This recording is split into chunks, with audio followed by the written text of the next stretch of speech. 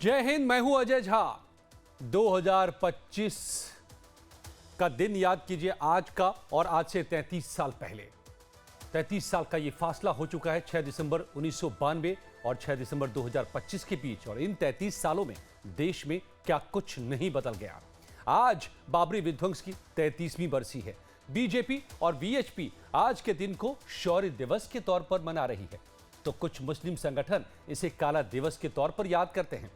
यह साल इसलिए भी अहम है क्योंकि अयोध्या में राम जन्मभूमि मंदिर पर ध्वजारोहण की प्रक्रिया भी पूरी हो गई है। बाबरी विध्वंस की बरसी को लेकर आज देश भर में सुरक्षा के पुख्ता इंतजाम भी किए गए हैं। किसी भी अप्रिय घटना या सांप्रदायिक तनाव की आशंका को ध्यान में रखते हुए पुलिस प्रशासन हाई अलर्ट पर है। अयोध्या, प्रयागराज, मथुरा समेत सभी बड़े धार्मिक स्थलों पर सघन चेकिंग की जा रही है। बीजेपी ने इस मौके पर न डरे, न झुके, न रुके का पोस्टर जारी किया है। साथ ही पोस्ट करके कहा है कि 500 वर्षों की गुलामी को समाप्त करने वाले सभी सनातनी वीरों को शौर्य दिवस पर कोटि कोटि नमन। तो दूसरी तरफ एआईएमआईएम के अध्यक्ष असदुद्दीन ओवैसी ने आपत्तिजनक बयान दिया है। ओवैसी ने सुप्रीम कोर्ट के फैसले को आस्था के आधार पर फैसला बताया है। ओवैसी ने कहा है कि मंदिर को तोड़कर मस्जिद बनाए जाने का कोई सबूत नहीं है, तो फिर 500 वर्षों का जख्म कैसा। और इसके साथ ही आज का सबसे खास अपडेट यह भी है कि ठीक बाबरी विध्वंस की बरसी के मौके पर पश्चिम बंगाल में मुर्शिदाबाद के बेलडांगा में बाबरी मस्जिद की नींव डाली गई है। 2 दिन पहले टीएमसी से सस्पेंड किए गए विधायक हुमायूं कबीर ने ममता बनर्जी की सरकार को खुली चुनौती देते हुए मुर्शिदाबाद में बाबरी मस्जिद की नींव डालने का काम किया है। हुमायूं कबीर के समर्थन में भारी भीड़ भी जुटी। इधर दिल्ली में बाबर रोड का नाम बदलने की मुहिम शुरू हो गई है। हिंदू सेना के कार्यकर्ताओं ने बाबर रोड का नाम बदलकर अयोध्या मार्ग करने की मांग की है। तो सवाल यह है कि 33 साल बीत गए, बाबरी विध्वंस का मुद्दा अभी भी ठंडा क्यों नहीं पड़ रहा है, या फिर यह कहें कि ठंडा नहीं पड़ने दिया जा रहा है। आज इसको लेकर के इतनी सियासत क्यों आखिर गरमाई हुई है। आज बहस इसी पर। मेरे साथ जुड़ रहे हैं बेहद खास मेहमान।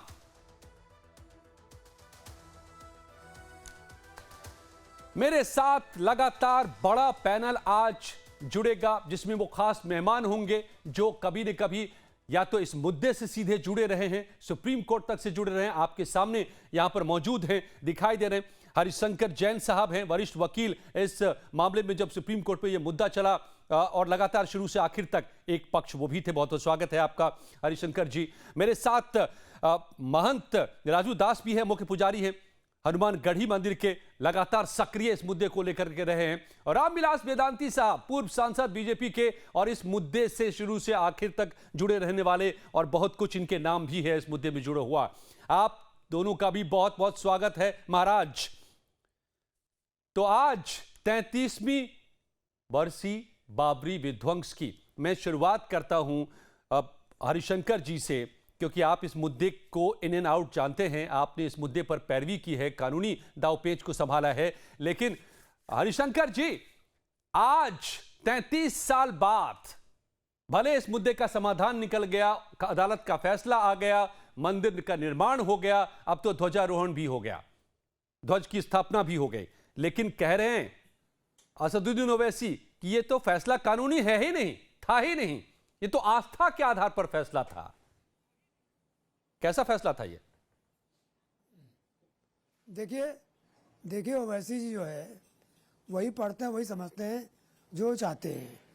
फैसला 1000 पन्नों का है और बड़ा साफ है कि पूरा का पूरा फैसला कानून के आधार पर दिया गया है। और ये फैसला बहुत पहले हो जाना चाहिए था। और जो 500 साल हिंदू तड़पा है इस राम जन्मभूमि के लिए, वो आसानी है। और आज यही कमी है। अब तक हमको काशी और अयोध्या और मथुरा भी ले लेना चाहिए था, उसमें बहुत देर हो रही है।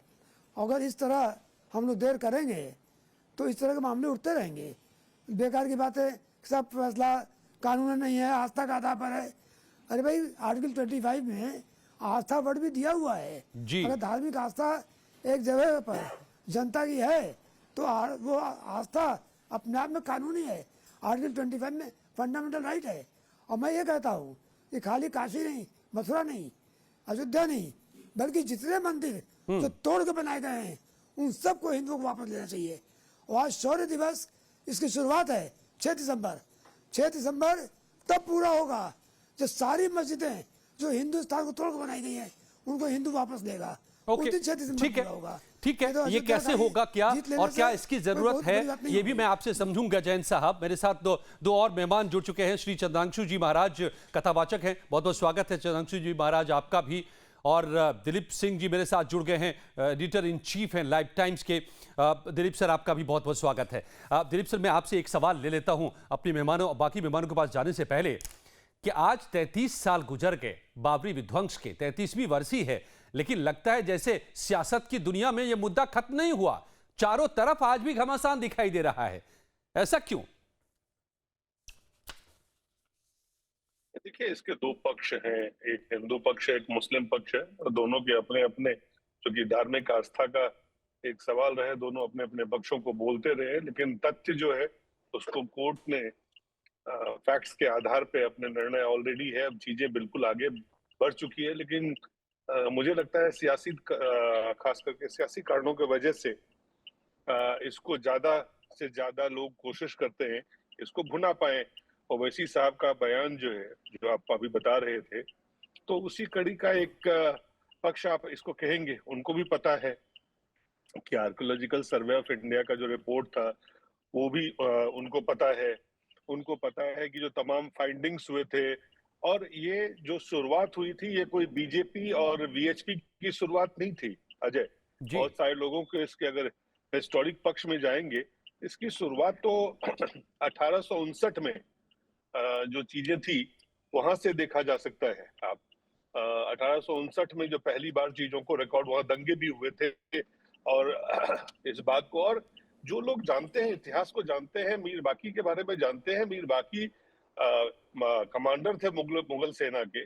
उन्होंने उसको ध्वस्त किया, उन्होंने उसको तोड़ा, उन्होंने वहां उस मस्जिद को बनाया। और सबको पता है कि इस्लाम तो भारत में था नहीं, तो वहां पे अयोध्या में बाबरी मस्जिद का जो ढांचा आया होगा या जो बॉस बना होगा, वो तो बाद में ही बना होगा। अब ये अलग बात है कि वो क्या हिंदू जो राम मंदिर जन्मभूमि है वहां पे बना था या नहीं बना था, उसको लेके जो तमाम पक्ष विपक्ष फैक्ट्स अपने अपने रखे गए थे, तो मुझे लगा एक जिसे कहते हैं लीगल हिस्ट्री का पार्ट है। ऑलरेडी सुप्रीम कोर्ट में, हाई कोर्ट से, नीचे कोर्ट से, राजीव गांधी के समय में 86 में पहली बार कोर्ट साहबानो मामले के बाद उसको बैलेंस करने के लिए राजीव गांधी ने वहां ताले खुलवाए थे। कांग्रेस की सरकार थी। तो मुझे लगता है कि अब जो कुछ इस तरह की बात, चाहे वो ओवैसी साहब का कहे, चाहे ओवैसी साहब के जो सहयोगी हैं, कोई चाहे वो महमूद मदनी बोले, चाहे कोई कुछ बोले, जी, उससे कोई बहुत फर्क नहीं पड़ने वाला है। क्योंकि भारतीय लोकतंत्र के जो सबसे सर्वोच्च न्यायालय है, उस न्यायालय का फैसला है, और उस न्यायालय के फैसले के बाद ये चीजें हुई है।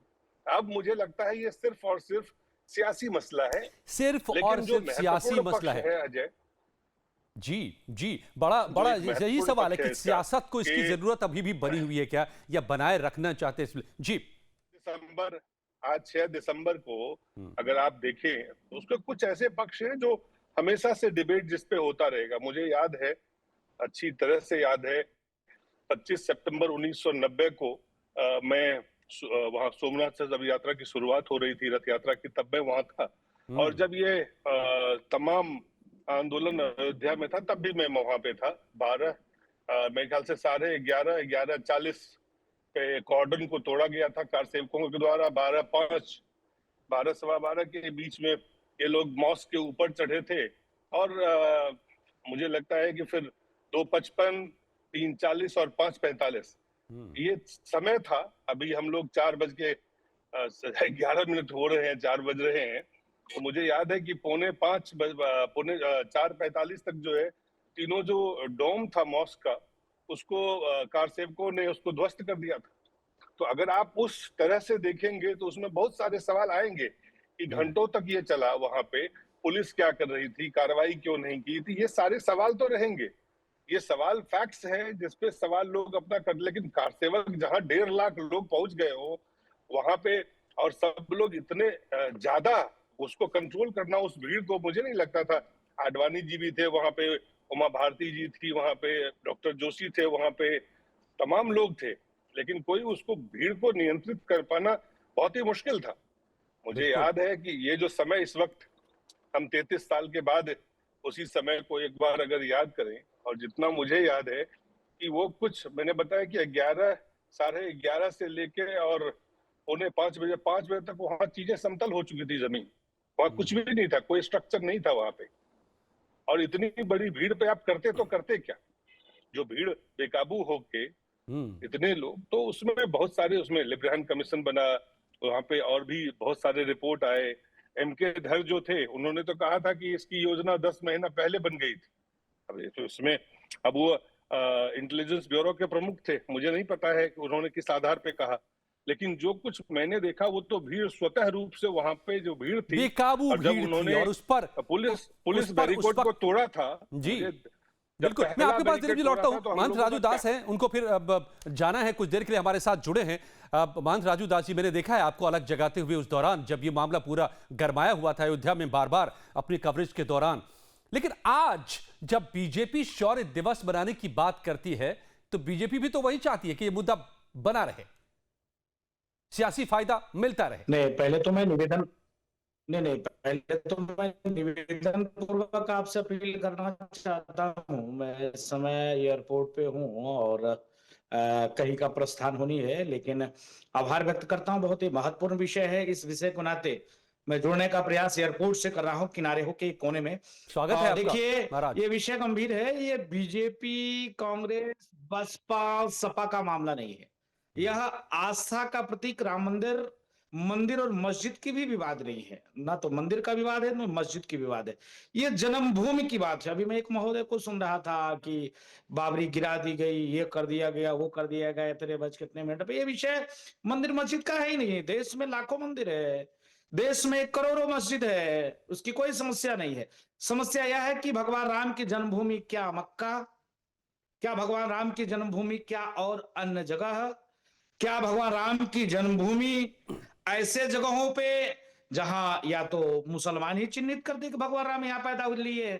लेकिन जब अयोध्या भगवान राम की जन्म धरती, वेद, पुराण, शास्त्र, नहीं लेकिन उपनिषद, महंत राजू दास महापुरुष, जी, ठीक है ऋषि ना, मंदिर एक तो में बन गया ना, गौरी। कानून का फैसला आया, सर्वे मंदिर बन गया। सुनिए तो, सुन तो लीजिए, सुनिए तो। आपने बीजेपी का नाम ले इसलिए मैं कह रहा हूं। हाँ। सर्वे, सर्वेक्षण, उत्खनन, सुप्रीम कोर्ट, हाई कोर्ट, क्या ये ढपला बजा रहे थे क्या? सुप्रीम कोर्ट, हाई कोर्ट रद्द कर दो, खत्म कर दो। नहीं, जज लोग क्या कर रहे थे इतने वर्षों से? मैं सुन रहा था अभी, जिस प्रकार से ओवैसी बोल रहे थे, जिस प्रकार से अन्य लोग बोल रहे थे कि मतलब ये आस्था के बल पे दे दिया गया। तो पहले तो जब आस्था के बल पे देना था तो अभी कृष्ण जन्मभूमि तत्काल दे दो, क्यों लड़ रहे हो मुकदमा? अगर आपको आस्था के बल पे ही करना है तो काशी विश्वनाथ तत्काल आपको दे देना चाहिए। ये मंदिर मस्जिद की बात नहीं है, सपा बसपा कांग्रेस की बात नहीं है। आज जो मुर्शिदाबाद में हुआ है वो दुर्भाग्यपूर्ण हुआ है। मैं पूछना चाहता हूं, मुसलमानों को देश के संस्कृति से कोई मतलब नहीं है, मुसलमानों को देश के संविधान से कोई मतलब नहीं है, मुसलमानों को आस्था से कोई मतलब नहीं है। बाबर कौन था? एक चोर, एक नीच, एक लुटेरा, एक बलात्कारी। क्या इस्लाम का आइकॉन बलात्कारी? क्या इस्लाम का रहनुमा बलात्कारी? तो ये कितने दुर्भाग्य की बात है। ठीक है, देश का ठीक एक भी है। मुसलमान रामविलास विरोध वेदांती जी, नहीं किया। जी वेदांती जी को भी लाते हैं महाराज। आप बने रहिए हमारे साथ, जितनी देर तक आप बने रह सकते हैं, जब तक आपकी फ्लाइट का अनाउंसमेंट नहीं हो जाता है, तो प्लीज महंत राजू दास जी बने रहिए। वेदांती जी नहीं है इस वक्त, और मेरे साथ महेंद्र त्रिपाठी जी भी वरिष्ठ पत्रकार जुड़ गए हैं, लेकिन चंद्रांशु जी भी मेरे साथ जुड़ गए हैं, कथावाचक।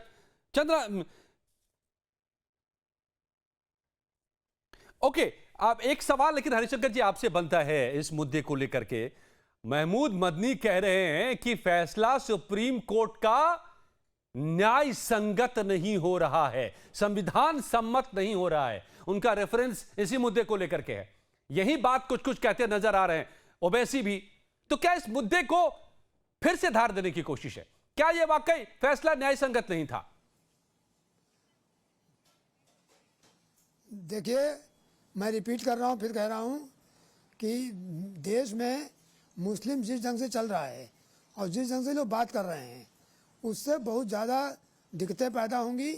आने वाले समय में जो दूरियां हैं वो बहुत बढ़ेंगी और कभी भी अगर आप चाहें हिंदू को आस्था से हटाना तो आस्था से हटा नहीं सकते। ये देश हिंदुओं का है, ये देश रामकृष्ण शिव का है, और इस देश में जब कभी हमारी धार्मिक आस्था पर चोट की जाएगी तो वो उससे बवेला होगा। नहीं तो ये देश वो मुसलमानों का भी है ना जैन जिस तरह साहब। से मस्जिदें बनती जाए, नहीं मैं नहीं मानता, मैं बिल्कुल नहीं मानता। इसलिए नहीं मानता कि बंटवारा देश का धर्म के आधार पर हुआ, मुसलमानों को पाकिस्तान दे दिया गया। अब जो यहाँ हैं उनको हिंदुओं से मिलकर दब के चलना पड़ेगा, वो आज हिंदुओं के ऊपर नहीं जा सकते हैं। नहीं नहीं तो और एक हिंदू तरफ आस्था तो संत को प्रमुख इज्जत कहते हैं कि करनी इस चाहिए। देश में जो है किसी सभी भी हिंदू देश- हैं और सबको मिलकर रहना होगा, रहना चाहिए।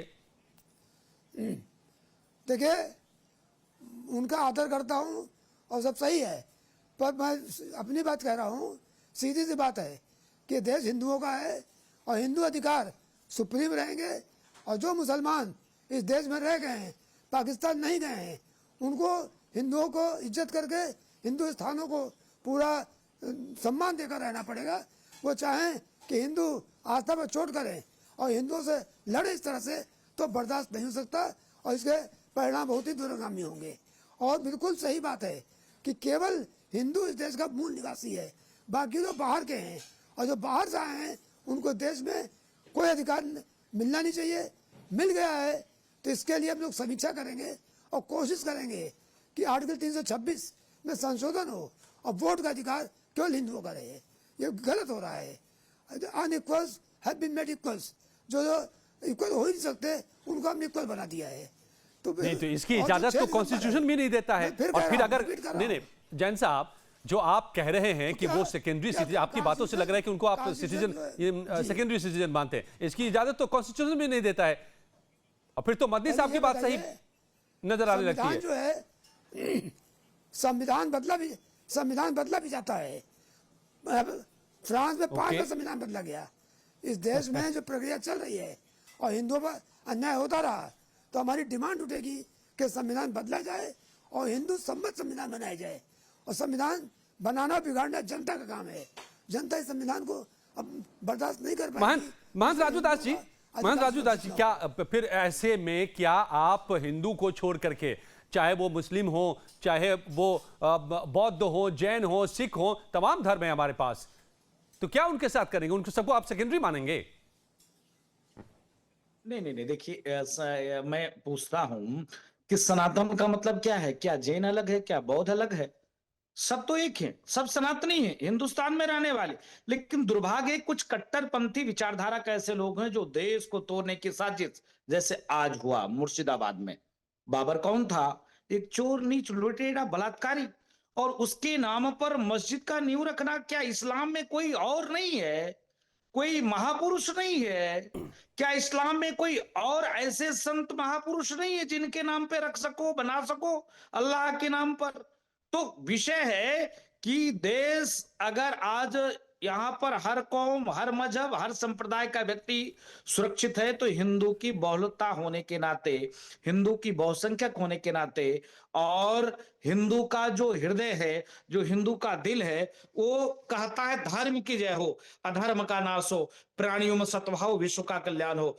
तलवार के बल पे कार्य और काम करने का कभी हिंदू ने काम नहीं किया है। अगर तलवार के बल पे करता तो अभी माननीय हरशंकर जैन जी बोल रहे थे कि धर्म के आधार पे देश की बंटवारा होता, और ठीक है। बंटवारा होने के बावजूद भी मुसलमान देश में रहते, और मुसलमान देश में रहते तो आए दिन इस प्रकार से नंगा नाच करते, तांडव करते। क्या आज राजूदास अफगानिस्तान में है क्या? क्या चंद्रांशु महाराज अफगानिस्तान में है क्या? क्या पूज्य डॉक्टर रामविलास वेदांती पाकिस्तान में है क्या? आज ओवैसी जैसे लोग हिंदुस्तान में क्यों, हुमायूं कबीर जैसे लोग हिंदुस्तान में क्यों? ओके, इसलिए ठीक है। क्योंकि हिंदू बहुसंख्यक है, इसके नाते। ओके, ठीक है। अब चंद्रशूर जी महाराज साहब, कथावाचक, क्या ये नजरिया आज लेकर के चलना मुमकिन है क्या? जो बात जैन साहब कह रहे हैं, या जो बात राजू दास जी कह रहे हैं, क्या आप हिंदुओं को छोड़ करके बाकियों को क्या करेंगे? नहीं, हम छोड़ना किसी को नहीं चाहते, हम तो सबको लेकर के चाहते हैं। और मुमकिन की बात करते हैं तो राम मंदिर मुमकिन था क्या? काशी विश्वनाथ मुमकिन था क्या?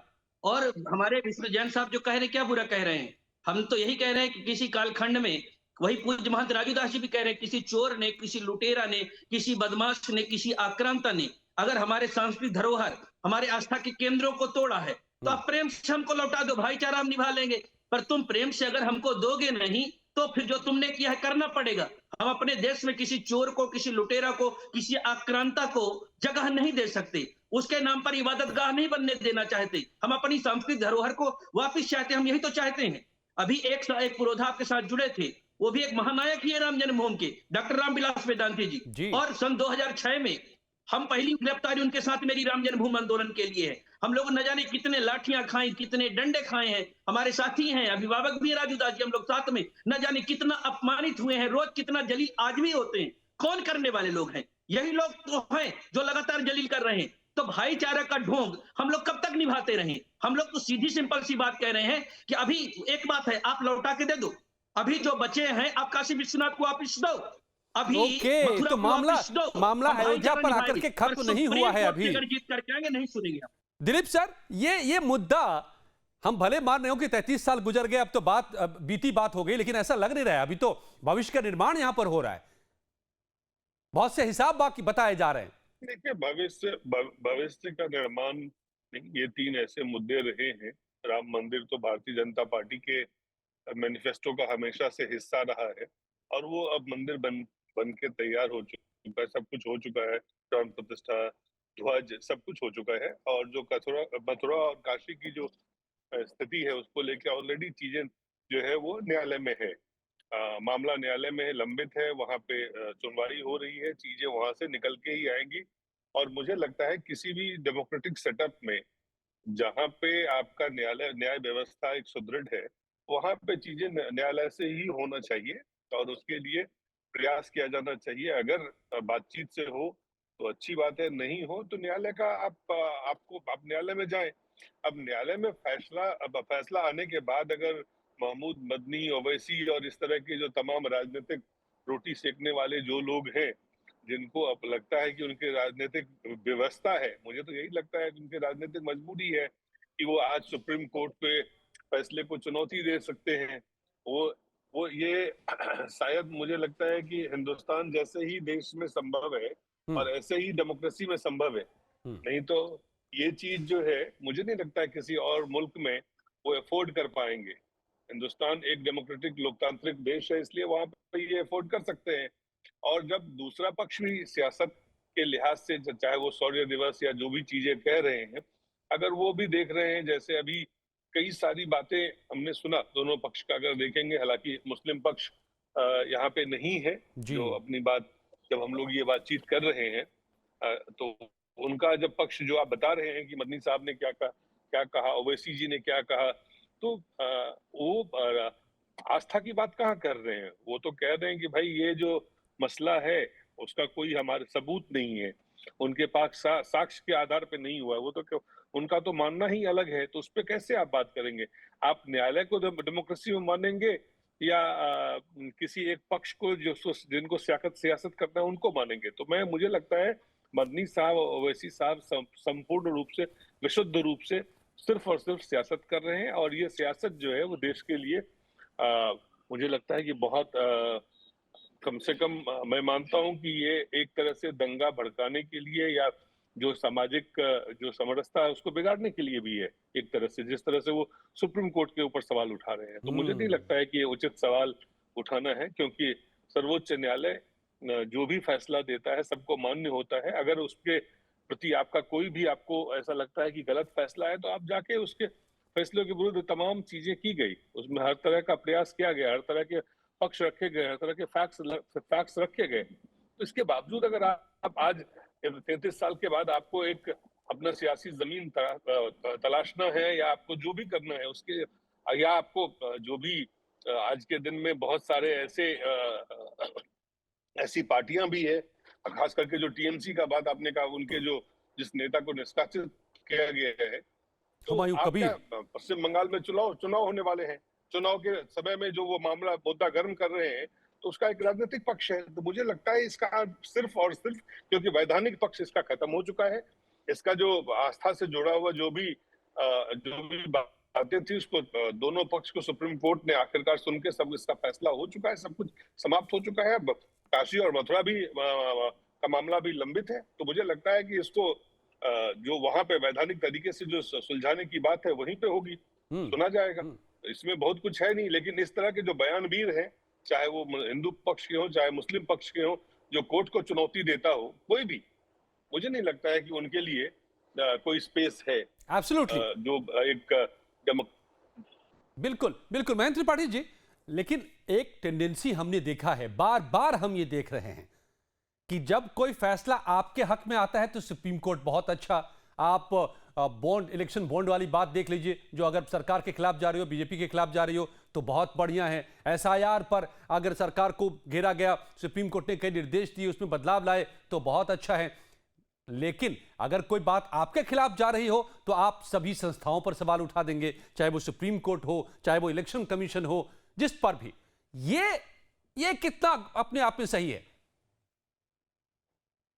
देखिए, जिसके पास फैसला आता है वो तो जाहिर सी बात है खुश होता है, और जिसके विपक्ष में आता है उसको केवल आरोप के अलावा और कोई जवाब नहीं होता है। तो ये जो है आरोप लगाने वालों का भी कहीं न कहीं अपने को छुपाने के लिए एक जरिया है, बाकी और कुछ है नहीं। तो फैसला आता है वो देश को सबको दिखता है, और जिसके खिलाफ आता है वो केवल विवादों में बने रहने के लिए ही वो अपना जो है उल्टा सीधा बयान देता है। मतलब मकसद शुद्ध सियासत। जी, तो सियासत ही होती है उसके पीछे, और गुमराह करने की कोशिश होती है, जिससे कि देश के जो लोग ना बात समझ पावे उनको गुमराह करने में कामयाब हो जाए। लेकिन ऐसा कभी होता नहीं है, कामयाबी उनको मिलती नहीं है, क्योंकि जब सत्य होता है, सत्य में जैसे ही हमेशा माना जाता है कि जो सत्य है उसे की ही विजय है।